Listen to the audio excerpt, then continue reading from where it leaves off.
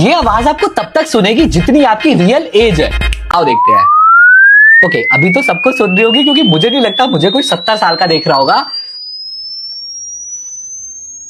भाई बहुत तेज है यार, ऐसे लग रहा है कोई कान में चीख रहा है।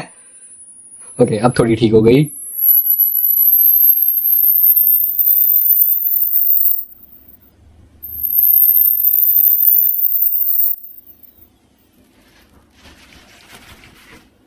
भाई मुझे तो 18 तक सुनी, लेकिन मेरी एज 18 से तो बहुत ज्यादा है। तो कमेंट्स में बताना आपको कहां तक सुनी।